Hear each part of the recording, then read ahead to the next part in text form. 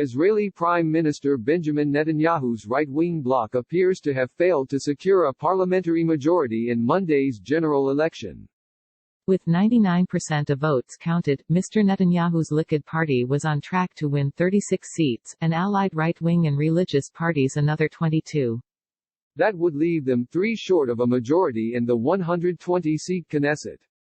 Likud is encouraging defections from the rival centrist Blue and White Alliance, which is set to win 33 seats.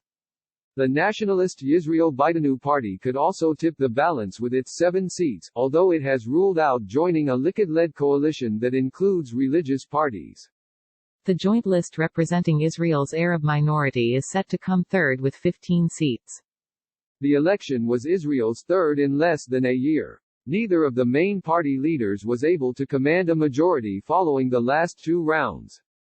Mr. Netanyahu, 70, is Israel's longest-serving prime minister. He is seeking a record 5th term, having been in office from 1996 to 1999 and again from 2009.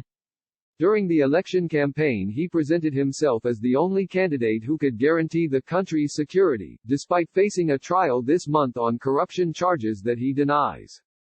He also pledged to annex Jewish settlements and other land in the occupied West Bank that the Palestinians want as part of a future state, in line with the peace plan unveiled by U.S. President Donald Trump in January. The settlements are widely considered illegal under international law, though Israel disputes this.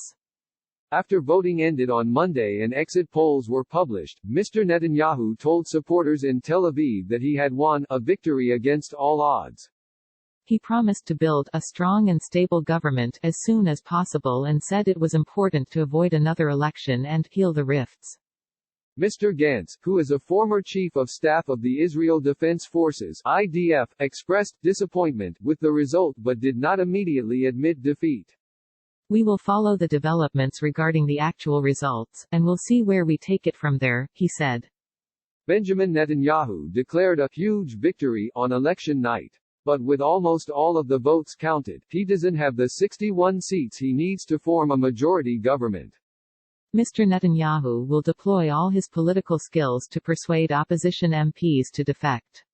The precedents aren't encouraging for him. After the 2019 election, he had 60 seats and didn't persuade a single parliamentarian to switch sides. This time it looks as if he will need 3. If that doesn't work, he might try to put together a broader coalition. Another option for Mr. Netanyahu could be to challenge the opposition to vote down a minority government, risking the wrath of electors who do not want a 4th election in quick succession. Israel's Arab Joint List had its best-ever election and is the 3rd largest group in parliament. If its seats are added to the anti-Netanyahu Jewish parties, together they will have a blocking majority of 62. Another election is a real possibility. Likud officials are looking to bring in defectors from rival parties to get the 61 seats they need for a majority. A spokesman for Mr. Netanyahu, Jonathan Urich, said they had been in contact with 4 to 6 lawmakers from the other side, but declined to name them. All I can say is that there are more than 1 or 2 options, he told Channel 13 TV. At the end of the day, whoever decides to prevent a 4th round of elections and take part in forming a government will not be seen as a traitor. Blue and White's Moshe Yaalon, a former Likud minister, was confident that his colleagues would reject the overtures. Bibi Netanyahu, after an election full of lies that hit a new low, in which you failed to win the 61 mandates that could have enabled you to be above the law, you are still trying to steal votes from defectors, the Jerusalem Post quoted him as saying. There are many in Likud who have asked us for help getting rid of you. Meanwhile, Mr. Gantz reportedly began efforts to pass legislation that would prevent an indicted member of parliament from forming a government. Nitzan Horowitz, leader of left-wing Meretz party, said there would be a clear majority for the law in the Knesset and that it was the moral thing to do. But Defense Minister Naftali Bennett, head of the right-wing Yamina alliance, said it would be extremely undemocratic and spit in the face of half the country. Mr. Netanyahu is due in court on the 17th of March to face charges of bribery, fraud and breach of trust in connection with 3 separate cases. He is alleged to have accepted gifts from wealthy businessmen and dispensed favors to try to get more positive press coverage.